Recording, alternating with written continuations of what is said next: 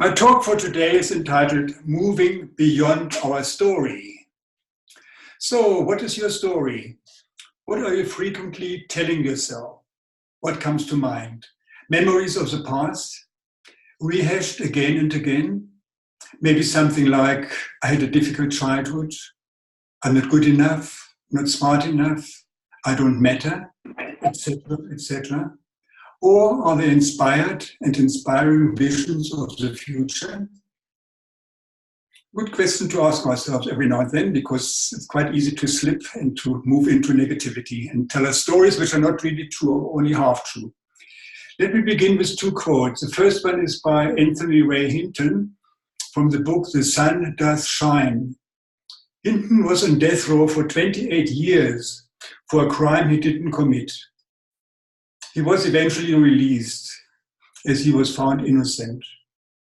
And he wrote about his experiences while in prison for something he didn't do. In his book, there's a quote which really touched me very deeply. It says, despair was a choice. Hatred was a choice. Anger was a choice. I still had choices, and that knowledge robbed me.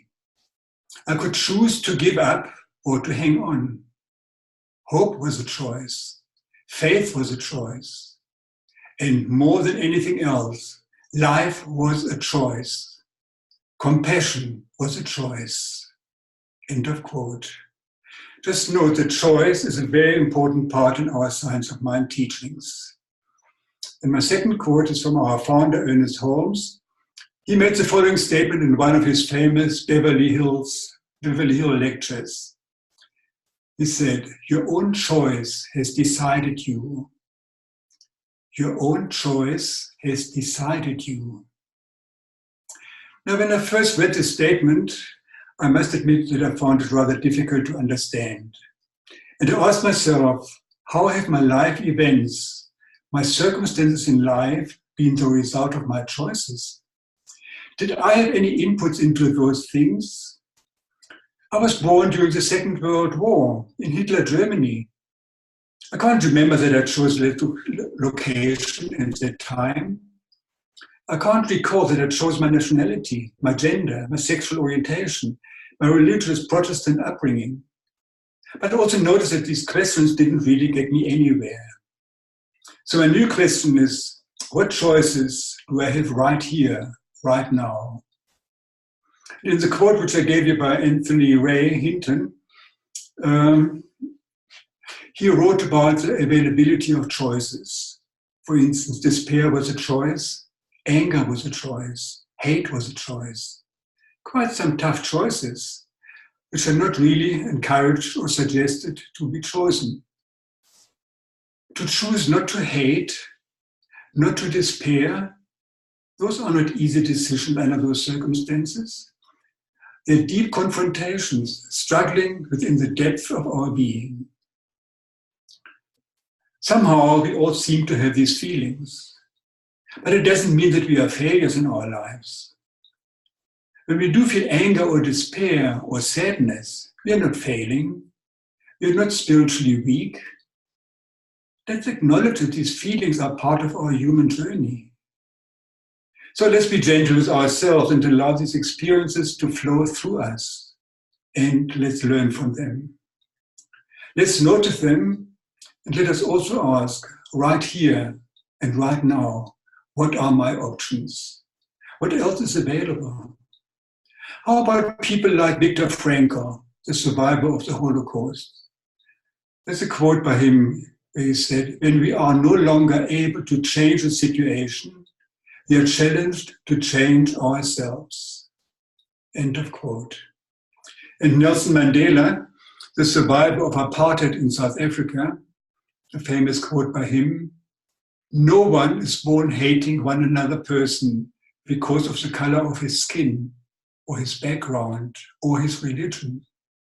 People must learn to hate. And if they can learn to hate, they can be taught to love. For love comes more naturally than the human heart, comes more naturally to the human heart than its opposite. and Immaculée Ilibagiza, the survivor of the Rwandan genocide, her quote, "The love of a single heart can make a world of difference. The love of a single heart can make a world of difference." End of quote. Now, these are some of the people who not only endured such atrocities that most people cannot even imagine, but they exited the valley of the shadow of death with their light still intact. Tough situations, hard times, difficulties, tragedies, they're all part of life. Sometimes we may feel challenged when our prayers appear to be unanswered. But that might just be an opportunity to go deeper, to consciously connect to our true selves, to strengthen our prayer muscle. And by dealing with difficult issues of unanswered prayer and spiritual emptiness, we may be realizing that our relationship with God is not only about asking and receiving. It is about recognizing that God is all there is, that God is in everything, in the joy as well as in sorrow and sadness. Then we look beyond simple and sometimes shallow answers or spiritual bypassing. And we can move beyond our stories, not only saying just get over it, or pretending that life isn't complicated, but right here, right now, I can lift up my vision regardless of previous or current circumstances. Just keep moving forward, upward, to move beyond wherever was, to know that I'm more than this particular situation, to continue telling me the truth of my being and knowing that the truth is larger than my story. And then to tell the story to myself over and over and over again until I become comfortable with it and accept it. And that can become our practice, to tell ourselves the truth as best and as honestly as we can at the time when we are going through whatever we are confronted with. We can attempt to see different sides of the situation and also notice that, using the words of Wayne Dyer, we don't see things as they are, but we see them as we are. And that realization can move us beyond simple yes answers, except there's more in a situation than meets the eye. Yes, I am in this world, and I'm right now in the midst of maybe a very terrible mess. And our society is going through a most uncomfortable upheaval. Yes, I'm uncertain about what is going on with me right now. Yes, I can admit all of this and maybe some more. But at the same time, I can turn within and tell myself that there's something within me, a presence that is totally at peace and undisturbed, a life that is perfect, whole and complete, that always knows what to do, when to do, and how to do.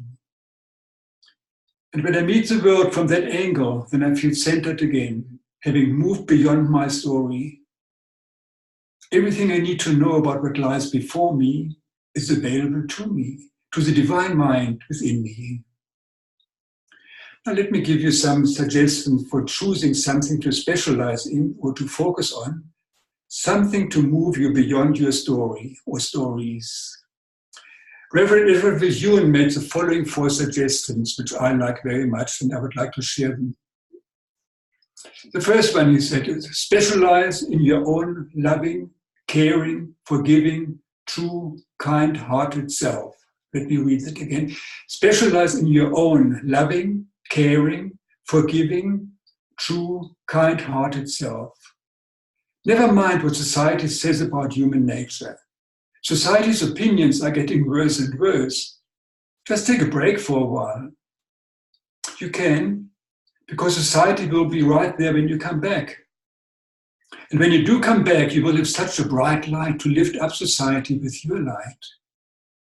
Because you have been busy remembering, you have been busy becoming an expert on your own self. Congratulations. Another suggestion, specialize in your uniqueness as something worthwhile to acknowledge and to celebrate. Remember that you are the exception to everything. I remember a time many, many years ago when I worked as a management consultant, which was a part of my first job in South Africa. Somebody told me after my first year there, "You don't really fit into this environment." Wow. At first I didn't think she meant it kindly. But after a while, after the final sting, I thought about it and noticed she really sees me. She really knows me. I wasn't really in the right place, but I didn't want to admit it. And that became a joyful realization, an affirmation of truth. And I moved from being hurt by it to being liberated by it. So that if your story up to now has been about trying to fit in, to be acceptable, think instead becoming an expert in your uniqueness. And if somebody should ask, what is so acceptable about you? You can say, why? There are many things that only I have. I have a life that has never been lived before. I'm on a journey that no one else has ever traveled. The loss that I have suffered is mine alone. The love that I've loved, only I could love that. I have a unique way of seeing things and of thinking. And so you become an expert in your uniqueness. And so let it move you through your stories into freedom. The third suggestion, how about becoming an expert of embracing change? Not about something that is inevitable or undesirable, but something that is set in motion by you. Practice embracing it and change as desired. And then when you stand in the midst of changing the world, whether you consciously called it or not, you continue to have that silent conversation with the universe. Thou preparest a table before me in the presence of my enemies. My cup runneth over. Specialize in noticing, in celebrating, and recognizing that kind of wholeness. And you can let change do whatever it will. And the fourth and the last suggestion, specialize being the voice of optimism and hope. I've been trying to do that as well as for myself and for others.